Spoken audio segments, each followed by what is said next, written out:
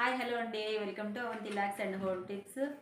మీకు అందరికీ, నాతోటి మహిళలందరికీ కూడా ఉమెన్స్ డే శుభాకాంక్షలు అండి. ఇంతకుముందు నేను ప్రకాశం డిస్టిక్ అని నేను చాలాసార్లు చెప్పాను కదండి. ఈ ప్రకాశం డిస్టిక్లో అయితే మాకు ఒక ఎస్పీ గారు, మల్లికా గర్గ్ గారు అని ఒక ఎస్పీ గారు ఉండేవాళ్ళండి. ఆవిడ ఉన్నప్పుడు అయితే మహిళలందరూ కూడా చాలా ధైర్యంగా ఉండేది. అందరి ఫోన్లలో దిశ యాప్ డౌన్లోడ్ చేయించి, ఆ దిశ యాప్ డౌన్లోడ్ చేయించిన వాళ్ళలో కొంతమందిని ఒక లాటరీ ద్వారాగా కొంతమందిని ఎంపిక చేసి వాళ్ళకి ట్రైనింగ్ లాగా వాళ్ళకి ఒక మీటింగ్ పెట్టి వాళ్ళకి ఉమెన్స్ డే రోజు ఉమెన్స్ డే సెలబ్రేషన్స్కి పిలిపించి అక్కడ అందరికీ కూడా గిఫ్ట్లు ఇవ్వడం, అవార్డులు ఇవ్వడం జరిగిందండి.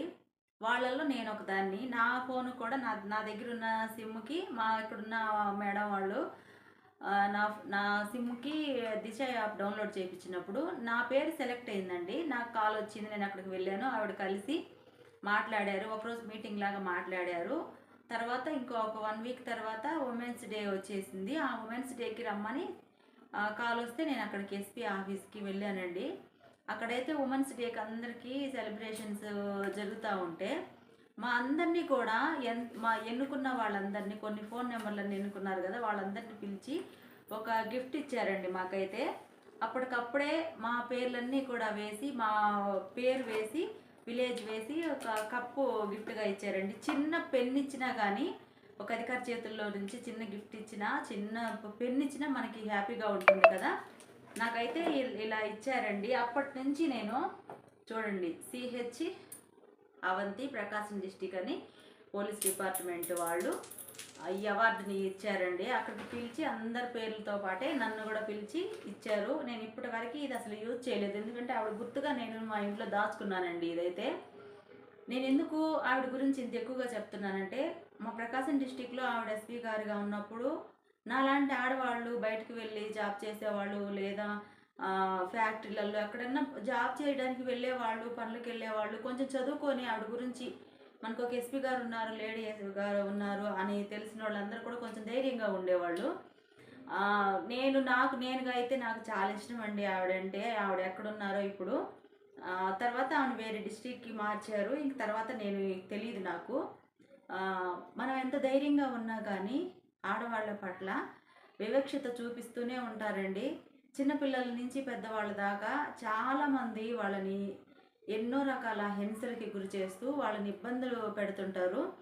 కానీ ఉమెన్స్ డే అని ఒకరోజు మాత్రమే, ఉమెన్స్కి ఒకరోజు మాత్రమే ఉంది అని అనుకోకూడదు. ప్రతిరోజు ఆడవాళ్ళని గౌరవించాలండి. నేను ఈ మహిళా దినోత్సవం రోజు నా తోటి సబ్స్క్రైబర్స్ అందరికీ, నా తోటి యూట్యూబర్స్ లేడీస్ అందరు ఉన్నారు కదా, వాళ్ళందరికీ కూడా నేను హ్యాట్స్ ఆఫ్ అండి. ఎందుకంటే మన వాళ్ళందరూ కొన్ని లైవ్ ప్రోగ్రామ్స్ పెడుతుంటారు కదా ఛానల్స్లో. పాపం ఒక్కొక్కళ్ళు పెట్టినప్పుడు నేను కూడా ఒకరినేనండి వాళ్ళల్లో. ఒక్కొక్కళ్ళు వాళ్ళ ఛానల్ వాళ్ళ వారికి వాళ్ళు ఇంట్లో యూట్యూబ్ రన్ చేస్తూ ఫ్యామిలీని చూసుకుంటూ ఉండే వాళ్ళకి ఎంత కష్టమో నేను పర్సనల్గా ఉన్నాను కాబట్టి యూట్యూబ్లో నాకు తెలుసండి. వాళ్ళు లైవ్ కండక్ట్ చేసేటప్పుడు రకరకాల కామెంట్స్ అన్నీ వస్తుంటాయండి. వాళ్ళ ఫ్యామిలీలో వాళ్ళ ఫ్యామిలీ మెంబర్స్ అందరూ చూస్తుంటారు. నాకు చాలాసార్లు చాలా బాధ అనిపించింది. మనల్ని ఎవరన్నా అంటే మనం బాధపడటమే కాదు, ఎదుటి వాళ్ళు కూడా మనలాగే ఇబ్బంది పడతారు కదా. నా తోటి మహిళలని నేను చాలాసార్లు వాళ్ళు లైవ్ పెట్టే వాళ్ళని అప్పుడప్పుడు చూస్తుంటారు, కొంతమంది లైవ్ చూస్తుంటాను నేను. అలాంటప్పుడు వాళ్ళని బాధ పెడుతుంటారు. కానీ వాళ్ళ ఫ్యామిలీని పోషించుకోవడం కోసం వాళ్ళు అలాగే యూట్యూబ్లో షార్ట్స్ అయినా, వీడియోస్ అయినా, లైవ్ అయినా పెడుతూనే ఉంటారు. ఎవరైనా యూట్యూబ్లోకి వచ్చేది 10 రూపాయలు డబ్బులు వస్తాయనే, ఫ్యామిలీని చూసుకోవాలనే వస్తారు. కానీ లేదా ఎవరోనండి, 100కి ఏ 10 మందో కొంచెం సెలబ్రిటీలు అవ్వాలనో లేకపోతే బయట కనిపించాలనో వచ్చేది. ఫ్యామిలీలో ఎంతో కొంత వేడి నీళ్ళకి చన్నీలాగా ఉంటుందని వస్తారు కొంతమంది. 90% అలాగే వస్తారండి. కానీ అలాంటి వాళ్ళని ఎంకరేజ్ చేయలే, కానీ అలా చేయకూడదని నేను అనుకుంటాను.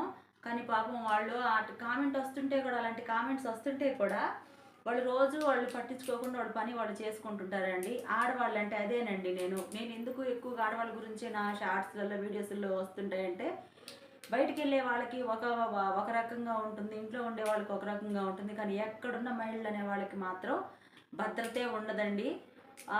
ఇరుగు పొరుగు వాళ్ళ వల్ల ఏదైనా ఇబ్బందులు రావచ్చు, లేదా మనం ఉద్యోగాలు చేసే చోట, పనికి వెళ్ళిన చోట అట్లా చాలామంది ఇబ్బందులు పడుతూ ఉంటారు. వాళ్ళలో నేను ఒకదాన్నేనండి. ఎందుకంటే నేను కూడా నా తోటి మహిళలందరూ కూడా కష్టపడి పనిచేసే వాళ్ళందరికీ కూడా నేను హ్యాట్స్ ఆఫ్ అండి ఈ మహిళా దినోత్సవం రోజు.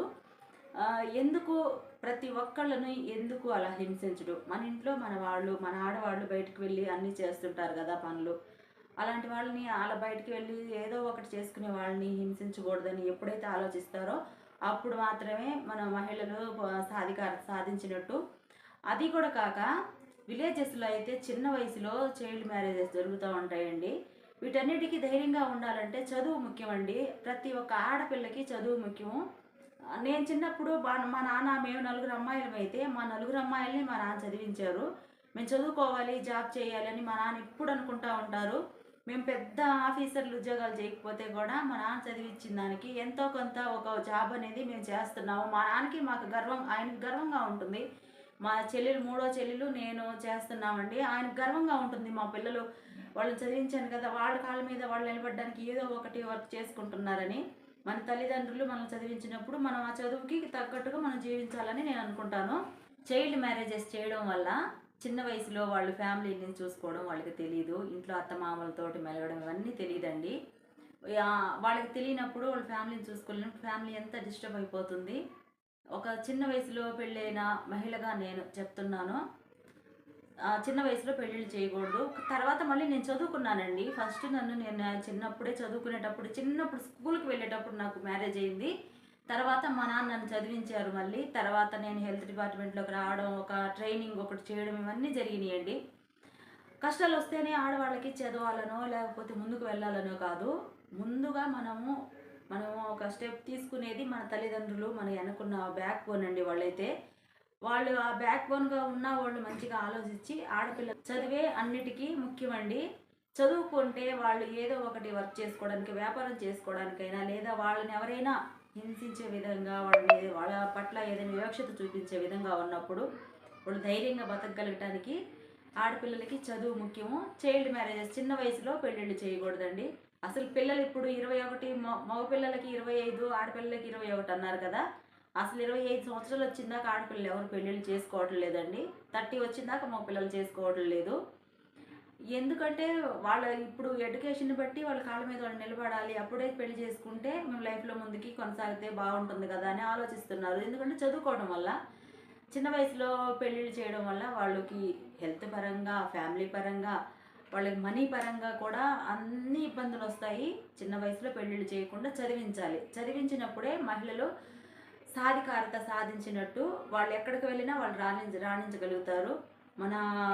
మనకి ఇప్పుడు సునీత విలియమ్స్ గారు ఉన్నారు కదండి, ఆ మార్స్లోకి వెళ్ళారు. అట్లా అందరి పెద్ద గొప్ప వాళ్ళందరి గురించి నాకు చెప్పడానికి తెలియకపోవచ్చు, కానీ మహిళలు చాలా గొప్ప వాళ్ళండి. వాళ్ళు లేకపోతే ప్రపంచమే లేదు, అసలు సృష్టి లేదు కదా. అందుకనే అలాంటి మహిళలకి ఒకరోజు కాదండి, ప్రతిరోజు మహిళల్ని ఎక్కడైనా గౌరవించండి. చిన్నపిల్లల నుంచి పెద్దవాళ్ళ దాకా వాళ్ళని మానసికంగా, శారీరకంగా హింసించే ఆలోచనలు మానుకొని ప్రతి ఒక్క మహిళల్ని గౌరవించాలి. ధైర్యంగా ఉండాలి అనుకునేది మాత్రం చదువు ఒక్కటేనండి. చదువుకోవాలి. ఆడపిల్లలకి చదువు ముఖ్యం. చిన్న వయసులో పెళ్ళిళ్ళు చేయకూడదు. నాకు తెలిసిన దాంట్లో, నాకు తోచిన దాంట్లో, నా లైఫ్లో నా అనుభవాలను బట్టి కూడా నేను చూసిన వాటిని నా లైఫ్లో నా అనుభవాలను బట్టి కూడా నేను మీకు చెప్తానండి. ఇదైతే మాత్రం నాకు లైఫ్లో ఒక మెమరీ అండి.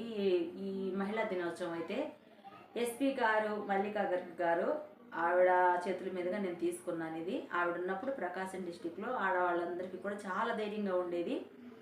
ఇప్పుడు లేదని కాదండి, మహిళగా ఆవిడని గౌరవిస్తున్నాను, అందుకే చెప్తున్నాను. ఇప్పుడు లేదని కాదు, ప్రతి ఒక్కరూ అందరికీ రక్షణ కల్పించాలనే ఉంటారు.